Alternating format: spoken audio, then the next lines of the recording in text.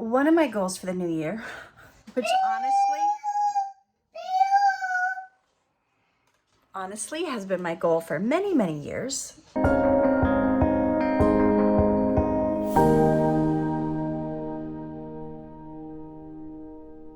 I've been disorganized my whole life. I am not good with papers. I have paper monsters everywhere.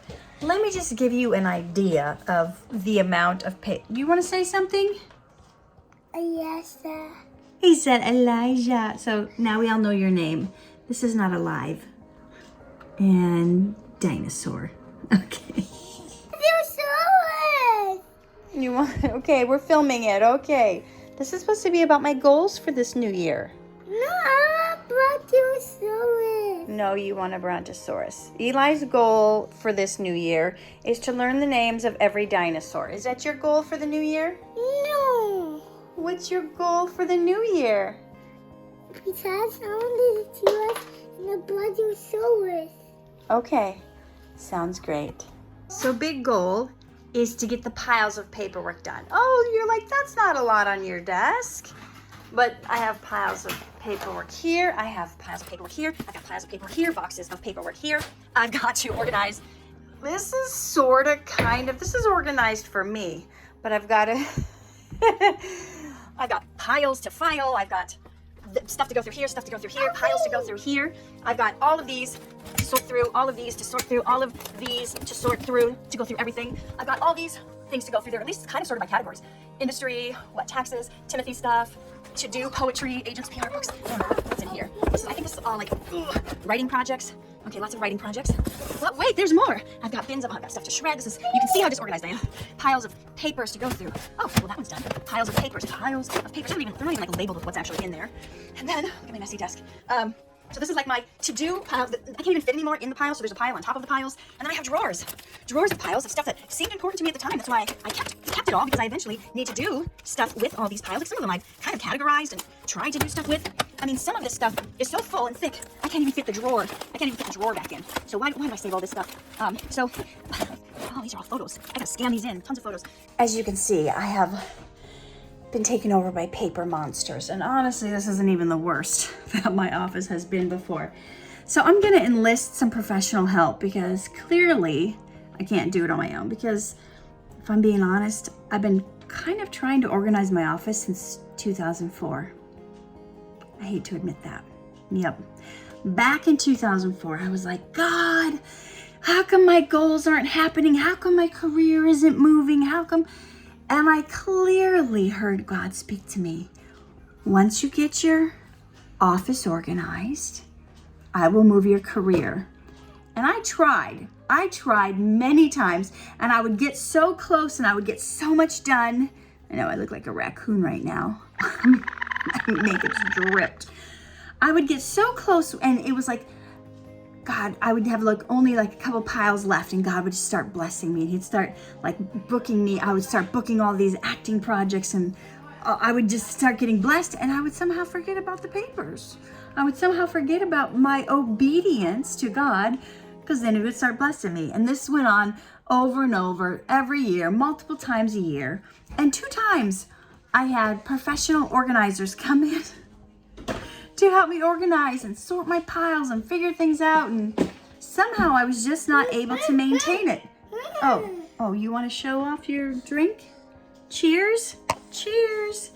I wasn't able to maintain it, so I'm hoping I've got somebody different coming, that they will give me a system and a plan and show me how to deal with my paper monsters, because that is it seems weird to say that's my number one goal, because it doesn't seem like that big of a deal.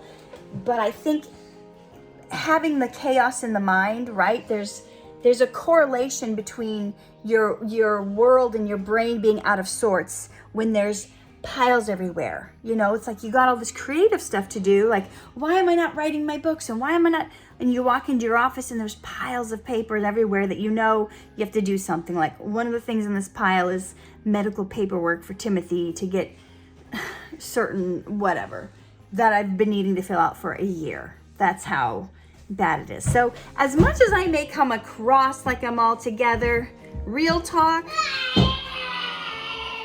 I got issues. And I have little interruptions. I have little interruptions and big interruptions throughout the day that gets me off track. So, New Year's goal, get organized. And yet another goal, I have another interruption. Yes, Timothy. What did you want? Dentist appointment? We're going to the dentist in an hour. I'm going to an hour. Okay, well, dentist. you want to go to the dentist, but it's Timmy's dentist. My dentist. Is your dentist? Yeah. So, not making excuses, but sometimes I have a lot of interruptions during my day. Another goal I have, I told you guys about this. There's no way I got to it at all this year. It's a big undertaking. Like, this could take the whole year itself. But I want to do the, what it was like when he was born and we went through all this time in the neonatal intensive care unit and all the stuff we went through. This is when he got out of the hospital, but there's, this is one of the tests he had to go through, one of those machines where he had to lay still. I don't remember what they're called. Yeah, he was on oxygen for a long period of time. That's Timothy and his doggy Clifford. But look at me, young mom. I had dyed my hair like this dark black burgundy for a movie I was shooting. It was a very traumatic experience, and I think it really grew my faith in who I am as a person, having to go through, him being in the intensive care unit for 118 days. And I just feel like so many people are going to get something out of that book that I have to find the time and the quiet concentration time to buckle down and do that. The good news is I'm not starting from scratch 13 years later, because during that time I did a lot of journaling. So I've got a lot of thoughts already written down of how I felt at that time, so I'm not having to go back and recreate everything from scratch. So that's a good thing. And what else do I want to say about that? I found out it used to be like 1 in every 10 babies were being born premature, and now I heard it's like 1 in 8 now. I mean, obviously sometimes it's just a couple weeks or 3 or 4 weeks, and that's not detrimental. But back when Timothy was born, he had a 90% chance of dying. And it really played a number on me, and I can't wait to tell you guys about that. But I did have a rough draft that was made just through poetry. I wrote the whole journey down through poetry, and my first draft of this memoir was all told through poetry. But I realized we need prose. People want to hear you telling the story, not just having poetry about it. So that is another goal for 2022. On the same note as the NICU memoir, there was this filmmaker he made a lot of B movies. He made a lot of movies in the 70s, and he had a hit TV show in the 80s, and he was pretty popular at the time. He used to be married to a big famous movie star in the 60s. He approached me to do a documentary on me about my life and about Timothy, and he kept bringing it up. Like, I was like, who would want to see that? Who cares about my life or what I'm doing with Timothy?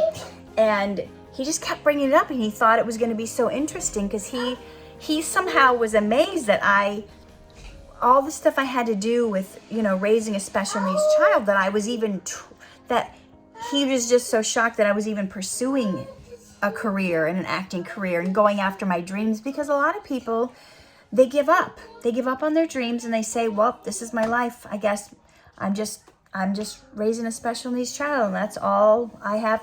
That's my life. So, I mean, that's not the whole thing of the story, but he finally talked me into it because I turned him down for the first couple of years. And we actually filmed this documentary before Eli was born. And I had an editor putting it together, and he had like a part of a rough cut, but then he quit because he moved to another country.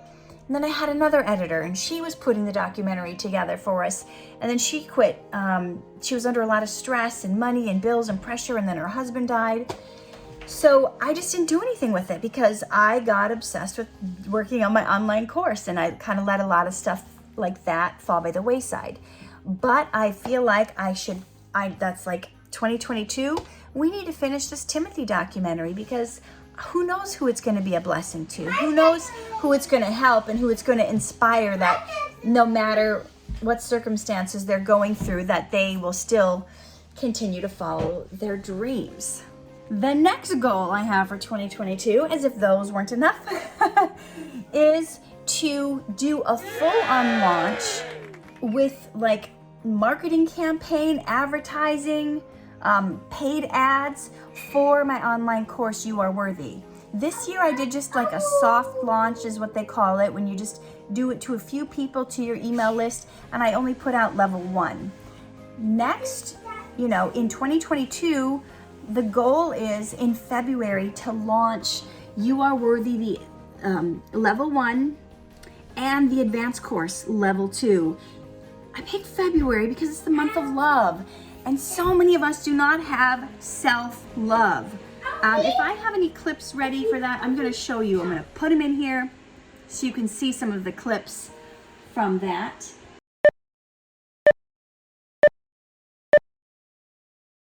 As you're going through this course, think of me as your mentor or a really good friend who's simply giving you some heart-to-heart advice. This course will be perfectly paced, so you could do this in bite-sized pieces. So that would be that goal. Then I have a financial goal. I want to pay off my car. I do not like having car payments. These car payments are ridiculous and expensive, and sometimes it feels like I'm scrambling and how am I gonna get that? So that would be the goal, if I can have a really successful launch and I can get, hundreds of people enrolled in my course, which is possible somehow, some way. I know there's hundreds of people that are struggling, that are believers who love God and who are struggling with their confidence and their self-worth. If I can find out how to find those people and show them that there is an answer, then the best of both worlds. They get that healing that they need. They discover their value. They learn to love themselves. They finally become who they want to be. And I pay off my car. It's win-win, right? Okay. And that would be it for the main goals. That's a lot. I'm an overachiever. I tend to like make more goals than I can even do. And then at the end of the year, I feel like a slouch because I didn't get them all done. And then people remind me, oh, but you did more this year than most people do in 5 years, even though you didn't get them all done. So that would be the main goals. Timothy's documentary, the memoir about the neonatal intensive care unit, getting my office organized, launching You Are Worthy, part 1 and part 2, and paying off the car. If I still have time, and all those things are done, I would also like to organize my hard drives. I had a hard drive catastrophe and I dropped my hard drives and they weren't able to recover thousands of files. Now the files I have, I don't know where anything is. So when somebody says, oh, I'm doing this article on you, I'd love the picture of you and your dad when you did the father-daughter dance and you were in, he was in his top hat, and I would be like, I have no idea where to find that. So, and finding certain, like people say they want a poem on a certain topic. I'm like, I know I wrote a poem on that topic, but where is it? I can't find it. It's kind of like the mess of my papers that you saw. I have to find out how I can get organized and be able to find something. Part of the problem is, I'm not trying to blame my technology, but I've been a PC person my whole life. Rob talked me into getting this used Mac because he says Macs are better. Mac people, they're like, oh, Macs are better than PCs. I win. You know how snobby the iPhone people can be compared to the Android people. Not hating on you if you're an iPhone person. I'm just saying sometimes you act better than other people. But having this Mac has been, it's not as user-friendly, in my opinion, than a PC. And it's not just that I'm not used to it, because I know all the buttons to push and stuff. The search bar system is Paduki. What's that word? It's junk. So if I wanted to, on a PC, find that poem that I know had the word Tasmania in it, I can't just search for Tasmania. You can on a PC. You can, anything you're looking for, you like search for the word Tasmania and it will bring up all the files, every picture, every video, every Word document with the word Tasmania in it. Does that work on a Mac? Oh no, you have to remember like something, a name of something in the file of what it's called that you saved it as. If you've written thousands of documents, poems, and things as I have, you don't remember what you named something. So I've been having a heck of a time finding anything, really, finding anything that I need when I need it. That's why it takes me so long to get, like when I do one of those videos where it's I'm getting interviewed on like a radio show and you see pictures coming up that I'm talking about, that takes me days to put together, because going through all my file folders and all my pictures over all the years trying to find specific pictures is insanity. And some of them I filed under what year the picture was taken, but then 5 years later you're like, oh, was that 2015 or was that 2016 or was that 2017 where the picture was taken? You don't know. I don't know. So I have a problem with organizing. You can see that.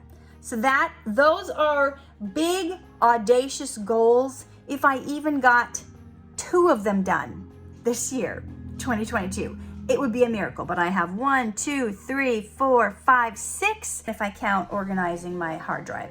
So there you have it, 2022 goals. Please tell me in the comments what your goals are. I want to hear what your goals are. Let us know so we can support you. And if you have any like great organizing advice for me, like that really works, let me know, because I need it. So how can you be successful at your goals compared to reaching them versus not reaching them, what you work on and when you work on it, at what time? In the past, when I've had multiple goals, I would try to do a little bit on them each day, and that didn't always work. Or I would switch partway in between. I would be on a roll on something. On one of the goals, I'd be like on a total roll, and I'd be like, no, I said I was only gonna do 2 hours on this, and then I stop, and then I try to switch and work on another goal, and then I would maybe be on a roll on that, and then I would say, and instead of continuing while I'm on a roll, I would switch and say, oh, but now I have to work on this. That's the problem sometimes with having multiple goals. So what I'm gonna do different this year, and what I feel like I did that worked for me successfully last year, is I'm doing the most important ones first. Organizing is the number 1 most important. Writing the memoir book is more important concentration wise.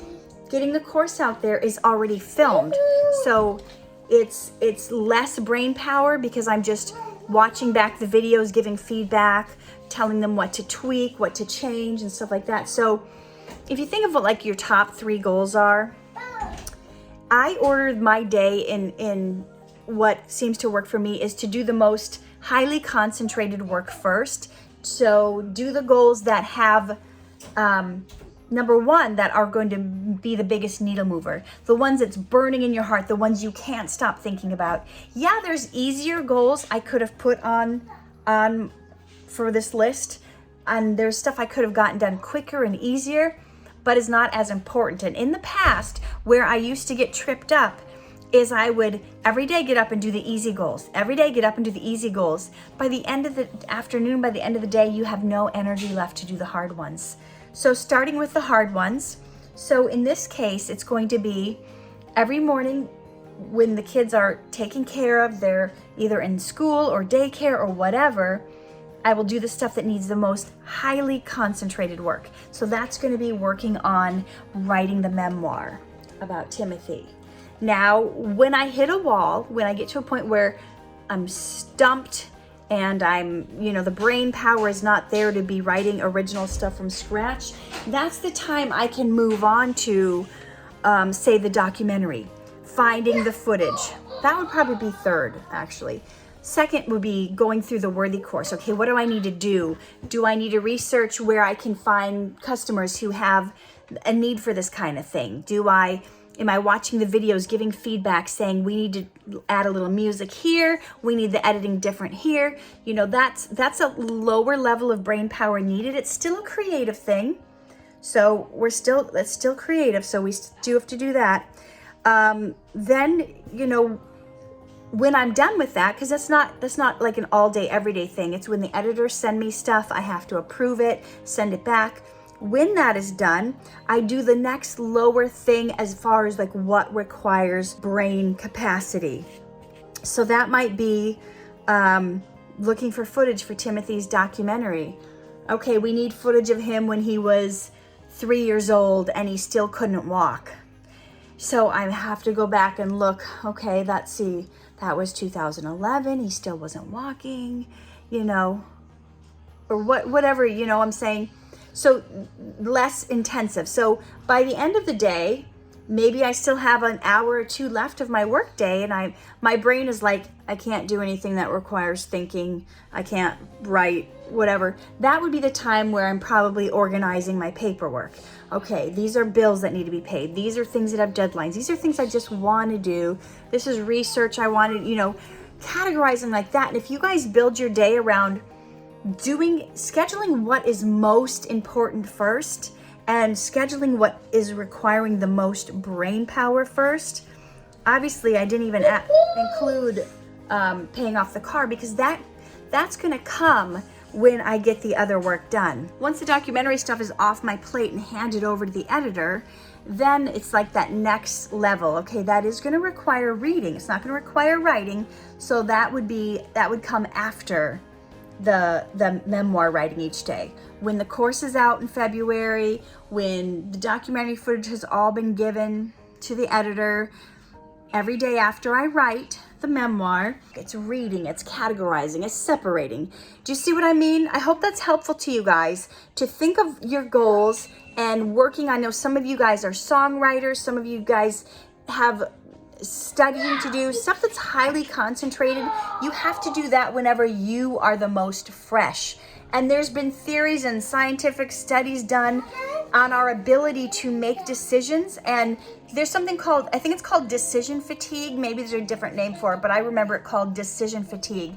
And there comes a point of the day where like our brain can only handle making so many decisions in one day, where we get totally burnt out and then we can't make any more decisions. So you got to make sure you've made the highly important decisions before your decision-making power has run out for the day. So don't save the hard stuff for last, or you won't get to it, or you'll make really bad decisions. Okay. Hey there, it is Katherine Norland. I hope you enjoyed that video. And if you did, please hit the like button and subscribe to my channel. And if you guys think that this video would bless somebody else or that they need to hear it, please hit the share button. And there's a little bell button too, where you can be notified whenever I have a video that comes out so you don't miss a thing. I appreciate you guys. Remember, always live true, love hard, shine bright, and I will see you in the next video.